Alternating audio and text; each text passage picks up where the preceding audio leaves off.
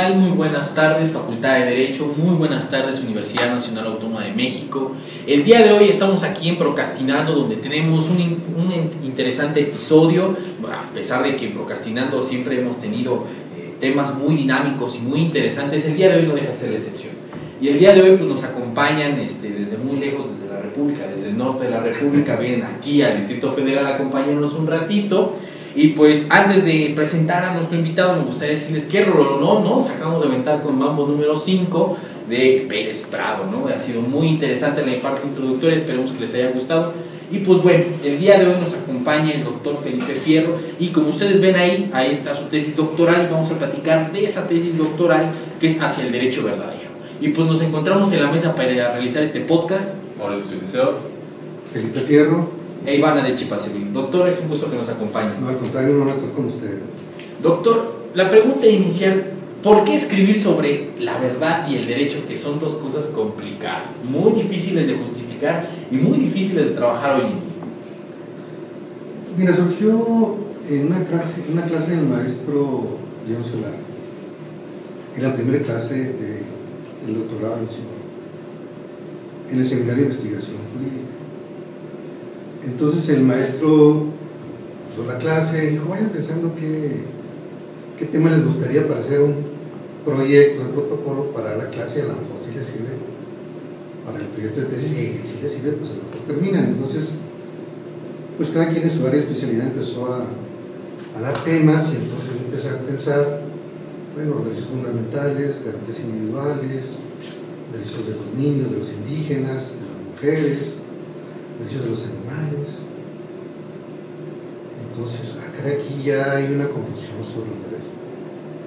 Entonces, ¿cuál es un derecho que realmente sea verdadero si es que existe? Esto ya plantea un problema serio. Así surge, y dije, bueno, pues vamos a buscar el derecho verdadero. Así de entrada. Te lleva a problemas serios. Uno, el problema epistemológico. Dos, el problema del análisis de las diversas corrientes jurídicas, que algunas de luego no admiten la existencia de la verdad y menos del derecho verdadero. Y tres, bueno, pues te obliga a plantear de entrada la pregunta básica de si existe el derecho o no existe el derecho. ¿se podría prescindir de la moral para encontrar un derecho verdadero?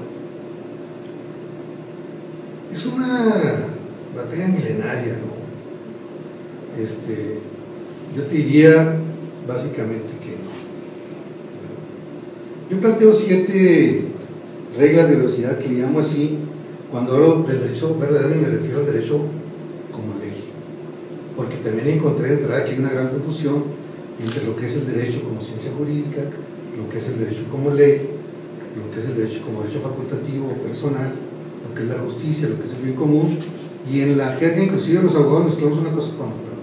¿Qué es lo que trata en su segundo capítulo? Sí, yo me refiero básicamente a las reglas de veracidad o el derecho verdadero como ley. Esto es importante, ¿no? Plantearnos primero si el derecho existe, ¿no? Y cuando yo me refiero al derecho existe, me refiero a la ley, planteo si la norma jurídica existe, y no me refiero a un problema de carácter de en qué sentido vamos a poder encontrar algo, si es un problema semántico, si es un problema lógico, si lo vamos a hablar como ente de razón, qué debe ser, ¿verdad? O qué puede ser el derecho. No, la pregunta es seca. ¿Qué es la ley? ¿Qué es la norma? ¿Qué es el derecho? Doctor, a mí me llama la atención una de las preguntas que hace a la parte introductoria en la cuestión de hablar de la metafísica del derecho, ¿no? Buscar el elemento ontológico del ser del mismo derecho. Pero las teorías actuales sobre derecho, llegando de Foucault, Nietzsche, ellos nos hablan de que no existen verdades, sino solamente existen interpretaciones. Y entonces, ¿usted no cree que al momento de buscar la verdad en el derecho, nosotros estamos tratando de pretender justificar una interpretación? Eso lleva a 2 problemas. Uno, decir que la metafísica no existe es decir que la inteligencia no existe, que la razón no existe, que la voluntad no existe, que la información no existe, que la materialidad no existe. Entonces, Eso para decir que la metafísica existe, porque si no existe, entonces ¿qué es? Y segundo, si no existe el derecho, pues entonces ¿qué estamos haciendo? Vamos a jugar fútbol. Pues, ¿por qué perdemos el tiempo de interpretarnos si decimos que no existe, ¿no? Sí, claro. Entonces, si no existe, no hay objeto de la ciencia. La ciencia, de hecho, tiene un objeto, como lo puede tener, o lo tiene la química. El objeto de la ciencia jurídica es, entre otros, la norma jurídica. Eso es básico. Es ineludible, es inevitable, eso no podemos evitarlo.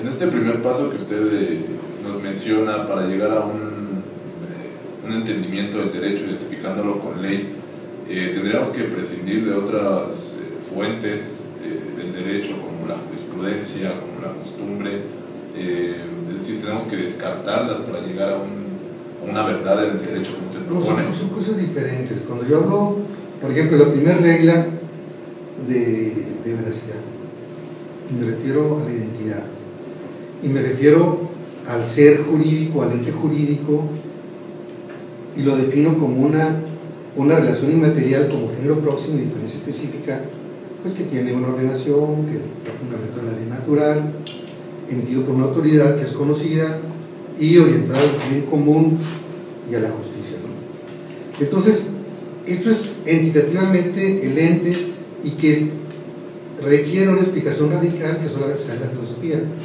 Tú me estás hablando de la jurisprudencia, de otras formas. Esas serían causas instrumentales en la formación del derecho, pero no en determinar su esencia, su naturaleza. Doctor, otro punto que me llama mucho la atención es la parte epistemológica de su tesis doctoral. Y entonces, nuevamente Kelsen siempre es como el enemigo amigo bien invitado de todos. Y entonces, hacernos la pregunta, ¿qué es el derecho? Usted lo justifica con Heidegger, y esa es una de las partes que me gustaría llegar. Usted empieza a hablar de la metafísica y con Heidegger. ¿Usted por qué ve esa relación entre el derecho y la búsqueda del ser en Martin Heidegger? Bueno, yo no menciono a Heidegger en mi tesis de manera sustantiva, ¿no? Sino solamente como un referente novedoso. Yo fundamento mi tesis en la cuestión aristotélica tomista, ¿no? Entonces, Heidegger se amarra poquito ahí, pero lo sustantivo está en Santo Tomás y está en Aristóteles. En este segundo capítulo que usted nos menciona que pues, es la distinción entre derecho, ciencia jurídica, ¿cómo usted lo desarrolla? ¿Cómo usted entiende esta separación entre un derecho y una ciencia jurídica? Bueno, no es que hay que precisar lo que es la ciencia jurídica. La defino ahí como conjunto de principios, conocimientos, que tiene como objeto la ley, los derechos facultativos, que ordena la actividad humana hacia la justicia y el bien común. Y aquí está la diferencia con la ley, demostrado a la luz de la razón natural. Entonces, obviamente, la ciencia tiene como objetivo, pues, como fin, buscar la verdad. Ese es el fin del conocimiento, la verdad. Y en cuestiones de... Y su método, bueno, pues es la razón humana, la razón natural. No podemos aquí tener argumentos de carácter teológico, decir, la verdad dice esto, o los 10 mandamientos dicen esto, porque no se aplica a derecho. Tenemos alguna otra cosa. Entonces sería un poco separar entre derecho natural y derecho positivo. Bueno, es que son cosas diferentes. El derecho natural hay que verlo en base a, primero su demostración y luego por qué la ley tiene que estar subordinada al derecho natural. Podemos afirmar que el derecho, sin duda, debe tener un fundamento. No podemos hablar de algo que no sea un fundamento. Si no tiene fundamento, no existe solamente Dios. ¿Por qué lo vamos a fundamentar en la ley natural? Bueno, porque tendríamos aquí la causa eficiente para justificar la existencia del derecho, primero. Y luego tenemos que decir primero qué es la ley natural o cómo se explica la ley natural. Podemos abordarlo en dos sentidos. Uno, de manera directa y decir que la ley natural es la razón, la ley eterna o la razón divina. Viéndolo por sus efectos, ¿verdad? Es decir, ¿por qué decimos que hay una ley natural? Bueno, existe un orden ineludible, universal, ¿verdad?, que mantiene el concierto de las cosas. Esos son efectos, eso se llama ley natural. Los hombres tienen en su naturaleza cierta inclinación, cierta esencia que los hace ser lo que son, y esa esencia se mantiene en el hombre desde que se creó el primer hombre, ¿no? Tenemos las mismas pasiones, las mismas virtudes, los mismos vicios actualizados en el tiempo y en el espacio, ¿verdad? Todo el hombre, por ejemplo, tiene la inclinación natural limitada, subrayo, a hacer el bien y evitar el mal. Efecto, por ejemplo, de síntesis. Todo el hombre, por ejemplo, busca la felicidad. Todo el hombre busca ser gregario. Todo el hombre, por naturaleza, reconoce la existencia de algo superior. Hay una ley natural que se explica, que se reconoce por todos los tribus, ¿no?, por todos los pueblos. Por eso se entiende que muchos de los delitos, el homicidio, el robo, la violación, sean condenados por todos los pueblos. ¿Por qué? Porque a partir del reconocimiento de esa ley natural que el hombre percibe y tiene impregnada, busca un fin, aunado a la razón y a los principios de la razón, detecta, bueno, si el hombre busca la felicidad, matar al hombre no es de acuerdo con ese principio. Entonces, esto es lo que lo justifica. Y esa es la segunda regla que yo manejo, ¿no? Es decir, debe estar fundamentada, perdón, la tercera regla debe estar fundamentada en la ley natural, ¿verdad? Porque la ley natural impulsa al hombre, y en tanto que el derecho es una actividad operativa, que establece el proceso de cómo buscar, por ejemplo, la preservación de la especie, que es un punto muy importante. Doctor, desde el título llama mucho la atención su tesis por el elemento de derecho y verdad. Me gustaría, bueno, porque ya hablamos un poquito de la definición de derecho, pero para usted, ¿qué es verdad en su tesis y cuál es la sustancia de la búsqueda de la verdad, ¿no? Bueno, la verdad se define como la adecuación del intelecto al objeto. Cuando hay adecuación del intelecto al objeto, estamos en el camino o en la verdad. No en el camino, estamos en la verdad. Es la definición de verdad. Bueno, eso es lo que me parece interesante, porque lo que... Ahora, ¿cómo nos trasplantamos al derecho? Bueno, decíamos ahorita que el derecho por su naturaleza es inmaterial, es decir, que no es algo sensible, tenemos que abordarlo desde otro punto de vista, ¿no? No por los sentidos, no materialmente no vamos a poder demostrar la existencia del derecho porque el derecho es inmaterial. No podemos poner aquí sobre la mesa de Procrastinano un kilo de ley, un kilo de derecho. Entonces, hay que demostrar que el derecho es inmaterial para poderlo abordar inmaterialmente, y el primer punto es, para demostrar la inmaterialidad del derecho es por exclusión. Y en el mundo las cosas, en general, son físicas o metafísicas, es decir, el hombre es cuerpo y alma en la visión aristotélica y informista. Entonces, si el derecho no es materia física, entonces es metafísica y por efecto es inmaterial. El derecho también es una relación. El ente jurídico no es el sujeto a quien se le ordena, tampoco es lo que se ordena, ni es el ordenador, la autoridad. La relación es inmaterial y por lo tanto el derecho es inmaterial. El derecho no se descompone, no se desintegra como la materia, y por efecto es inmaterial. La determinación también establece que el derecho no es un ente determinado, sino determinante, y por lo tanto este principio es inmaterial y por efecto el derecho es inmaterial. Y por la forma de conocerlo, el derecho lo conocemos por la inteligencia. Entonces, si la inteligencia es inmaterial, el derecho es inmaterial. La ordenación como principio, la ordenación informa a la voluntad y la voluntad resuelve. La información que da el derecho al ordenar algo es inmaterial, luego, entonces también el derecho por naturaleza es inmaterial. No sé si quede claro por qué el derecho es inmaterial. Sí, claro. También mucho el ánimo, bueno, de llamar la atención es Usted plantea una postura naturalista, una postura aristotélico-tomista. En este sentido, ¿cómo se podría compaginar en un sistema jurídico positivo, principalmente, que como vemos tiene fallas, ejemplos sobran, ¿no? Auschwitz creo que es el más representativo. ¿Cómo se puede...?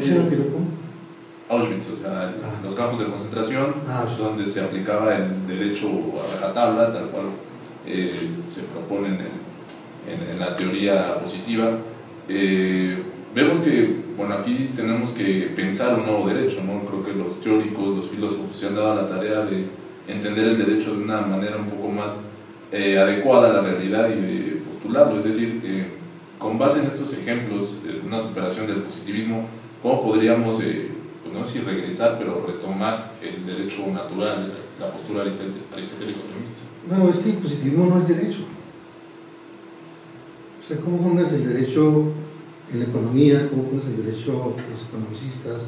¿Cómo fundas el derecho en la palabra? Como los analíticos, ¿cómo fundas el derecho en la violencia sexual? Los feministas, ¿cómo fundas el derecho en la raza? Lo critican Reyes Historia. O en el poder por el pueblo, lo critican Libre Estudios. Entonces, el derecho, cuando tú lo fundas como causa eficiente y determinante, pues tienes que encontrar la realidad, pero cuando fundas en algo que no existe o que no puedes sostenerlo, pues entonces no lo encuentras, ¿no? Y tienes que reconocer necesariamente el derecho natural como la base del derecho, ¿no? No se trata de un nuevo derecho, no estamos descubriendo algo nuevo, ni siquiera alguien dijo por ahí, no estamos por un novedoso. Pues tampoco, ¿no? Estos planteamientos, con algunas excepciones, son discutidos milenariamente. Sería pues entonces quizá un derecho nuevo, que hay que acabar con el positivismo. El positivismo se acaba solo, no se sostiene. ¿Cómo lo sostienes? No. Sí. Bueno, lo puedes llevar a decir la ley, lo que diga la ley, la autoridad. Entonces es un abuso, es una violación, pero no es derecho, ¿no? Por eso, cuando la ley dice, establece normas que van en contra de la justicia o del bien común, o que no son existentes deliberativamente porque su fin es imposible, pues entonces no se logra nada. Ahorita que mencionamos esta relación en que no se puede fundar en algunas cosas, la relación entre derecho y poder siempre es existente, ¿no? Y entonces uno de los elementos también de derecho es el poder. ¿Usted cree que la verdad también del derecho, como menciona Foucault en las verdades jurídicas, puede ser también el elemento de poder? Son cuestiones diferentes, ¿no? Mira, la verdad ya lo definimos ahorita como la cuestión del intelecto al objeto. La verdad es una de las características del derecho jurídico, uno bueno y conocible, como tanto verdadero. Cuando tú hablas de poder y el ejercicio de la función pública, quizás a eso se refiere, no sé si sea así. Estaríamos en otro elemento que yo denominaría la autoridad legítima, que son cuestiones, y que desde luego la ley y el derecho tienen, pero no el poder rodar la verdad, sino la autoridad en cuanto que tiene la facultad de ejercer cierto dominio con la gente para el cumplimiento de las normas.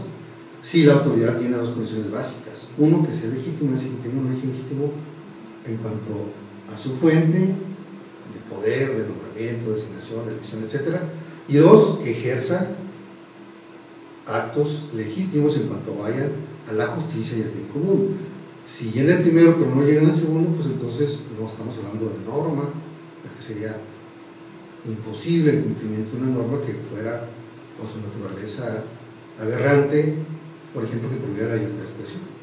Aunque lo dicte la ONU, aunque lo dicte la Suprema Corte de Justicia, aunque lo diga el Congreso, aunque sea quien sea, pues no puede ser ley, no es ley, o sea, es imposible.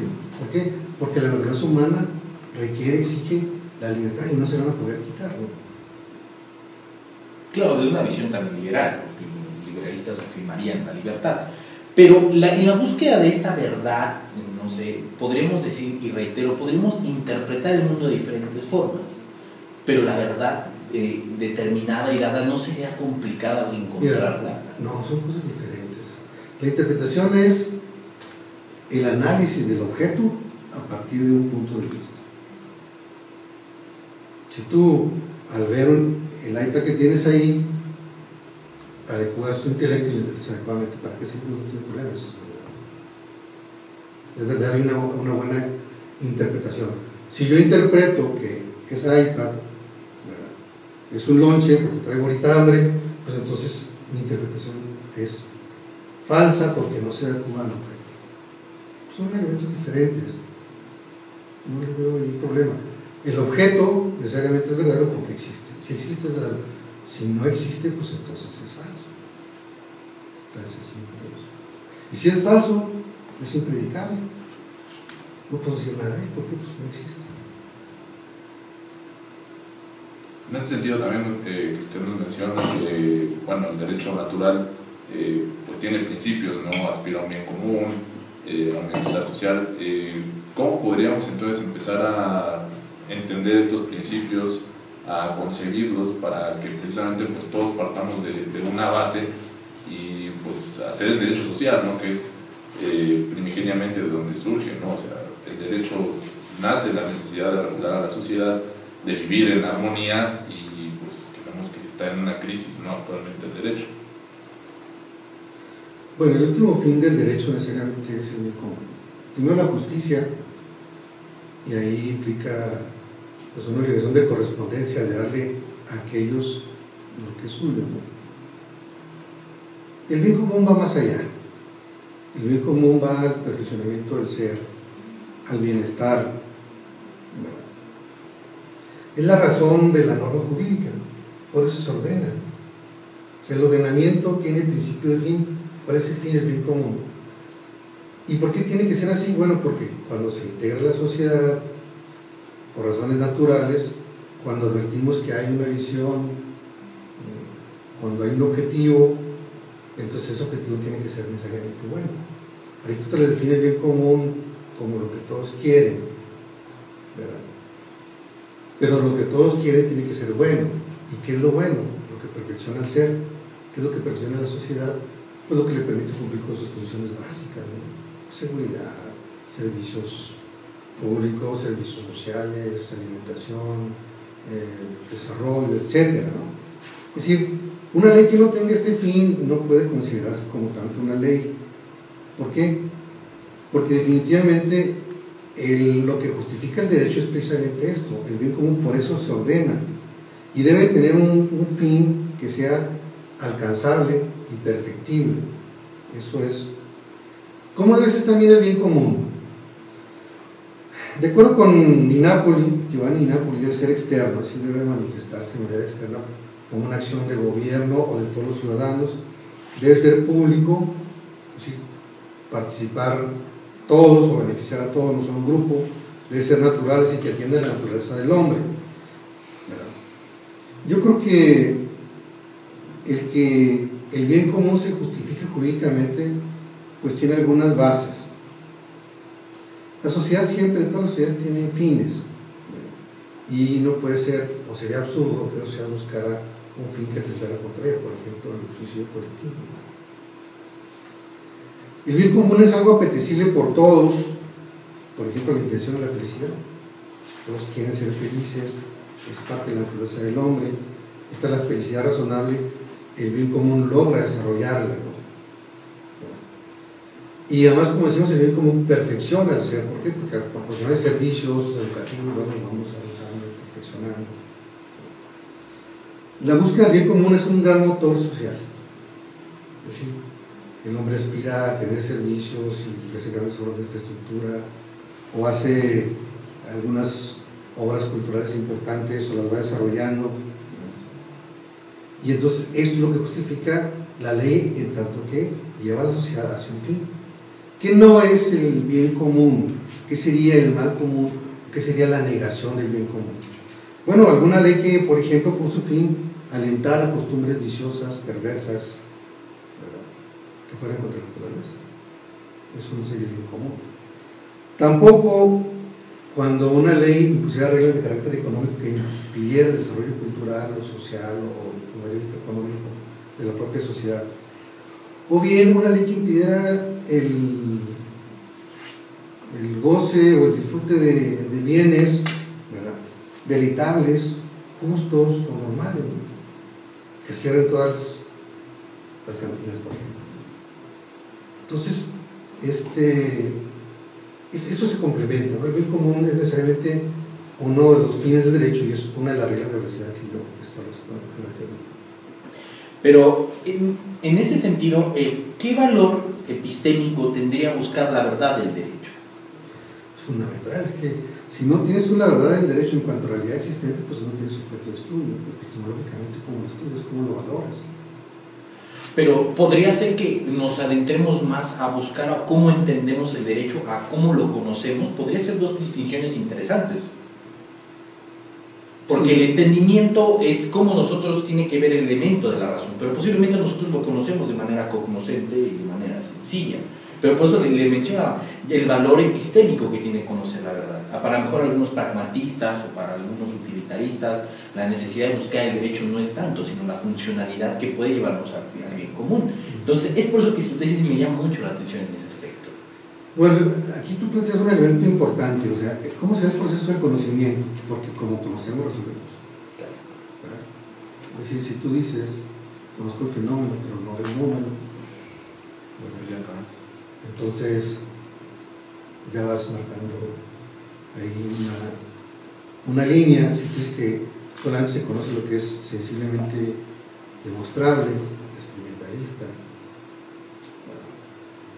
Si tú dices que conocemos solamente los dictados de la fe, si conocemos solamente la tradición de la iglesia, si somos relativistas en que podemos conocer o que el conocimiento depende del sujeto, pues la verdad no va en ningún camino, ¿no? Si Kant dice que puedes conocer el fenómeno, pero no el fenómeno, olvídate del derecho, que es que estás estudiando derecho. Nunca vas a conocer derecho. Podrás ser kantista, pero no podrás conocer derecho. Eso es elemental, ¿no? Así. Si alguien te dice que la verdad no es alcanzable por el sujeto, pues entonces tampoco se olvida el conocimiento, se no puede conocer. Aunque ya conoce que no conoce. Entonces, ¿cómo será el proceso del conocimiento? Del sensible al insensible, el concepto del juicio racional. Es el proceso básico. El concepto, partimos de la realidad. No estamos solamente en la posición berkeliana idealista, ¿no? Ni el realismo absoluto, no, sino que es a partir de la realidad y ir desarrollando todo un proceso. ¿Para qué? Pues para conocer. ¿Por qué? Pues hay que conocer la verdad, porque si no conoces la verdad, no conoces la realidad. Tú vas al café y dices, quiero un café veracruzano como este que estamos debitando, no sé qué categoría, cuál sería la denominación, pero si pides ese café número 1, esperas que te den un café número 1, no esperas que te sirvan, por decir algo, un whisky, ¿verdad? Aunque a lo mejor es apetecible, pero el hombre no puede contra su naturaleza. El intelecto busca necesariamente la verdad, que le demos la vuelta, que a veces nos cuesta entender, que implica que se caigan los ídolos de la tribu, es otra cosa, pero la realidad necesariamente se impone. En este sentido, ¿usted cree que el derecho hoy en día se ha reificado? O sea, se genera un ídolo alrededor del derecho por la misma tendencia positivista de que se aleja completamente. No, tenemos ya 70 años de cultura kelseniana, positivista. Entonces yo le pregunto a los alumnos, bueno, ¿y por qué es importante este derecho? Porque está en la Constitución. ¿Y por qué es importante este derecho? Pues es que lo dijo la Corte. Y los abogados dicen, no, es que lo dijo la Corte. ¿Y la Corte quién es? O sea, es Dios, mira aquí. Hay que demostrar si la Corte tiene razón en lo que dice. Habría que retomar una clase de teología jurídica. No se da, porque la teología no opera dentro del derecho, ¿no? Pero hay que entender que si no estamos en la realidad y en la esencia, en la naturaleza del derecho, no estamos en el derecho. Podemos tener interpretaciones, formas variadas, valiosas, exitosas, comunes, que pudiera ser, que no pudiera ser, que sí, que no, busca relación entre el concepto, para qué el concepto no existe, etc. Yo escucho cada rato y digo, caray, pues si no hay concepto, si no hay esencia, que son los principios, entonces todo se cae. dicen los analíticos, los que he escuchado, ¿no? Y algunos fueron mis maestros, y yo los veo y digo, ¿cómo es posible que pues vamos a replantear el asunto, ¿no? A ver si existe o no existe, porque si no existe, nosotros estamos equivocados. Vamos a otra cosa, ¿no? En esta cuestión que usted menciona, bueno, se hace mucho hincapié también en elementos que no son propiamente del derecho, ¿no? Como es la razón, como es la percepción, que podríamos ubicar un tanto en un campo más de psicología, podríamos llamarlo. En este sentido, ¿tendría alguna... Pero lo primero lo admito, lo segundo no, es decir, sí fundamenta la razón, y la percepción no. ¿Y por qué tiene que ser la razón? Déjame decir por qué. Esa es la segunda regla que manejo. Es decir, cuando hablamos de que el derecho tiene que ser algo razonable, razonado, implica que tenemos que utilizar la razón, así se oiga tautológicamente. ¿Por qué? Porque a partir de la ley natural y los primeros principios, es decir, los juicios de las ideas universales necesarios, evidentes, indemostrables. Y la razón sacamos las conclusiones. ¿Por qué el derecho se dice que ordena o la norma ordena? Porque acomoda las cosas respecto de su fin. ¿Y por qué tiene que ser una ordenación razonable? Porque solamente la razón ordena. O sea, no hay otra cosa que ordene. Si acomoda las cosas respecto de un fin cualquiera, solamente la inteligencia va a poder resolver ese problema, cualquiera que sea. Aristóteles inclusive llegó a denominar en esta ordenación de los primeros principios la causa de generación del mundo, de creación del mundo. Entonces el derecho tiene que ser razonable necesariamente. Un derecho que no es razonable, ¿verdad?, no ordena, porque solamente la razón ordena. ¿Hay otra cosa que ordena? No hay, ni de otra forma. No, el ser humano para la ley. Bueno, hay la ley natural, que también ordena. Que ordena, no, pero dice ahí una ordenación necesaria. En el derecho es una ordenación contingente, en tanto que el sujeto puede o no puede cumplir la norma. Y la ley natural dice, te vas a morir, y ese sujeto se va a morir y se murió.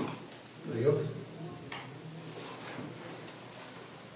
¿Qué más? Platícame. No, es que, bueno, es claro que la razón juega un papel fundamental, pero también tenemos la percepción, ¿no? Lo que precisamente usted llamaba Kant, atendiendo a... No, la percepción es una forma así a priori de conocimiento, pero como tal no te da el conocimiento certero, ¿no? O sea, tú puedes percibir, pero de quedarte ahí diciendo medio fenomenólogo, pues no te resuelve el problema, te quedas con la percepción. Percibo, también percibes muchas veces. Demuestra que existe el objeto, que está ahí el objeto, material o inmaterial, acredítalo. Eso es importante en el derecho, acreditar la existencia del derecho, porque todavía hay abogados que no saben cómo demostrar que el derecho existe. Nos hagan un código. No, pues esa es la ley, y vemos qué leyes, ¿no? Pero en este entendido, usted parte de buscar la verdad en el derecho porque la verdad tiene temporalidad, porque esa es perdurable como un valor epistémico, o usted busca la verdad para desentrañar y darle certeza a los actos humanos. Una cosa no excluye la otra, ¿no? La verdad necesaria es permanente y es inmutable. Claro que pueden cambiar las cosas. Ahorita tenemos aquí un iPad, pero a lo mejor mañana es solamente un plástico tirado de basura. Seguramente así va a ser. Pero hoy es verdad que es un iPad. La esencia no cambia, lo accidental sí cambia. El concepto no va a cambiar, el concepto de iPad no va a cambiar. Lo esencial se mantiene, perdura. Podemos actualizarlo, es decir, puede desaparecer la iPad, tenemos el concepto de iPad. Y desaparece esta iPad. Tenemos la esencia, pero ya no existe. Cuando se reproduzca otra vez el iPad, vamos a tener la existencia. Entonces, es decir, que la verdad es cambiante según los tiempos y las formas, según el lugar, ¿verdad? No es en la esencia algo que vamos a aplicarlo a la esencia de la verdad, o a la verdad en sí misma es un determinado. Puede haber accidentes, puede haber cambios, ¿no? Puede desaparecer el iPad, puede parecer alguna visión de Estado, algún objetivo de la sociedad, pero la verdad, claro que existe, ¿no? Claro que uno de los grandes elementos a la discusión también sobre la búsqueda de la verdad y la crítica, obviamente, más fuerte a Platón es Popper, ¿no? Popper ahí haciéndole una crítica a la teoría de las formas y de las ideas, donde mencionando que sí, las ideas al tiempo sí se destruyen, sí se van contaminando, y esa misma idea que teníamos de amor o de derecho ya no es la misma. Y entonces hoy en día el replanteamiento de, bueno, ¿qué es derecho? O hacemos el replanteamiento de la verdad del derecho. También tendría que tener otras variables también lingüísticas, posiblemente también sociológicas y realistas. Y yo creo que sería una búsqueda de la verdad holística, no sé si usted lo considera de esa forma. No. La verdad sigue siendo la adecuación del intelecto local. Hace 1000 años se definió eso y sigue siendo el concepto. Eso no cambia, la esencia no cambia, el concepto en sí no cambia. Tú me dirás, bueno, es que ahora, si te refieres a que, por ejemplo, el caso del matrimonio que manejo ahí como un ejemplo, ¿verdad? Pues ahora hay que ir al registro civil, pagar no sé cuánto se cobra, 1000 pesos o 60 pesos, no sé, hace mucho que no me casé. Si no pagas, no hay matrimonio. Bueno, eso es una regla actual, nueva, novedosa, pero el concepto y la esencia del matrimonio sigue siendo la misma, ¿no? Digamos que es algo instrumental, ¿no? Derivado de la circunstancia, porque considera que es prudente que se pague ese derecho. Ahora, habría que también mostrar delimitaciones dentro de la razón, porque podríamos hacer un uso también instrumental de la razón o un uso reificante dentro también del proceso de entendimiento. Es ahí donde me llama mucho la atención nuevamente Heidegger, y en ese sentido, Heidegger mencionando, ¿no?, que posiblemente cuando nosotros razonamos no podemos conocer el ser, sino solamente podemos conocer lo que no es el ser, ¿no? Y entonces el elemento de la falsedad también me llama mucho la atención dentro del derecho. Mira, decirte que yo mencioné así tangencialmente y circunstancialmente Heidegger. La verdad reconozco como otros que no conozco, no domino. Pero no puedes conocer lo que no existe, porque si no existe no es, y si no es, decimos ahorita, es impredicable. Tú no puedes hablar de lo que no conoces, nadie puede hablar de lo que no conoce, tiene que conocer, pero para conocer necesitas algo que conocer, necesitas el ser para conocer, porque lo que no se conoce no es, y si no es no existe, y si no existe pues entonces ¿qué vas a hablar de la nada, de lo que no es? Hay un principio en derecho que dice que en los procesos o en las pruebas que en el derecho los hechos negativos no se demuestran porque son negativos, porque no existen. ¿Cómo te demuestro a ti que no fuiste a Marte?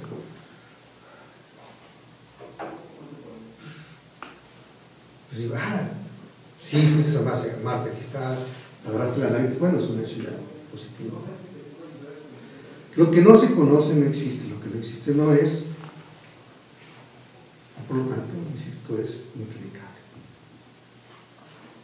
En la construcción de esta verdad, la verdad no se construye, existe, no la puedes construir.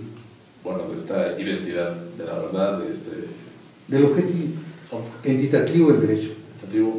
Podríamos un poco hacer partícipe a la moral, digo, siguiendo con el ejemplo que mencionaba del matrimonio. Hasta hace poco tiempo no se reconocía matrimonio entre personas del mismo sexo, ahora se reconoce. Entonces ahí, ¿cómo podremos llegar a la verdad de cuál es el verdadero derecho y cuál no es el verdadero derecho? Bueno, son cosas diferentes. O sea, en el derecho tú no puedes utilizar argumentos morales, porque entonces ya no estás hablando de ciencia. Podrás hablar de teología. Yo he escuchado muchas veces aquí oírlos hablar a los expositores de moral, pero nadie te define qué es la moral. Y lo dan por un hecho. Y confunden la moral con la ética, y la ética con el derecho, y la ética y el derecho con la moral. Son cosas diferentes. La moral por naturaleza y por definición, ustedes la conocen, es cuando nosotros valoramos el acto humano a partir de la verdad revelada. Ahí estamos hablando de moral. Fulanito se casó con fulanito. Caray, entre comillas, si se casó, La iglesia le llama y dice, ¿sabes qué? Tú estás en este estatus, sí, estás cometiendo un pecado. Eso es moral. De hecho, no puede decir, oye, ¿qué pasó? ¿Por qué te fuiste con este fulanito o fulanita? No, eso es otra cosa, ¿no? A lo mejor pudiéramos meterlo en otro delito, si hay delito, ¿no? Que ya no hay. Respecto al matrimonio, tenemos que resolver primero el problema que es el matrimonio. No sé qué concepto tengas tú del matrimonio. El que distingue el código, la unión de dos personas para la vida en común. Bueno, la visión tradicional del matrimonio es la unión de dos personas, hombre y mujer, para lo que nos da la clásica definición del Código Civil, para la perpetuación de la especie y la asistencia mutua. La ley podrá establecer que se pueden casar, entre comillas, lo podrá decir la Suprema Corte, podrá ordenar a Oaxaca que por favor inscriban a todos los que se quieran casar, sean hombres con hombres, mujeres con mujeres, pero va a ser una vacilada. ¿Por qué? Porque no van a poder encontrar, al final de cuentas, el fin del matrimonio, porque no van a poder perpetuar la especie. No es problema aquí de moral, eso que la moral lo juzgue, que cada quien en su religión lo juzgue, eso es aparte. O sea, es imposible que un hombre con otro hombre o una mujer con otra mujer tengan descendencia, así lo intenten miles de veces. Es imposible. Entonces, no estamos hablando del matrimonio en esa perspectiva de que se junten dos personas solamente. Podrá ser otra cosa, matrimonio no es, porque es imposible y por efecto no va a poder ser norma, porque el fin es inalcanzable naturalmente por imposibilidad. Doctor, para ya finalizar esta charla, sí, me gustaría preguntarle una última cuestión. Si nosotros hablamos de un mundo de fines dentro del derecho, la pregunta sería, ¿quién pone los fines? ¿Los fines los pondría la sociedad o los pone una entidad de poder que determina el contenido de veracidad? Porque esa es ahí la gran pregunta hoy en día, ¿no? Si nosotros deseamos hablar del derecho de la verdad, de todo, y hablar del mundo, de los fines del derecho, también sería importante mencionarlo. ¿Quién pone los fines? Los fines no son autodeterminados ni autoconocibles, son cuestiones determinadas por el hombre. No, claro que son autoconocibles. Todos quieren ser felices, pero es un fin, ¿no? El bien común es un fin. ¿Dónde surge el principio del fin? Pues en el propio bien. ¿Qué es el bien que buscamos? El bien común, por ejemplo. Entonces, bueno, ¿cuál es el bien común? Por ejemplo, el libre tránsito. Es el bien común. ¿Por qué? Porque parte de la naturaleza del sujeto, y el sujeto en sí buscará necesariamente a transitar libremente donde se encuentre, ¿no? Entonces, ahí no tenemos que inventar un bien común diferente a eso, o sea, tenemos que respetarlo. No tenemos que ir en contra de lo que la propia naturaleza, la ley natural o la perfección del ser requiere, demanda.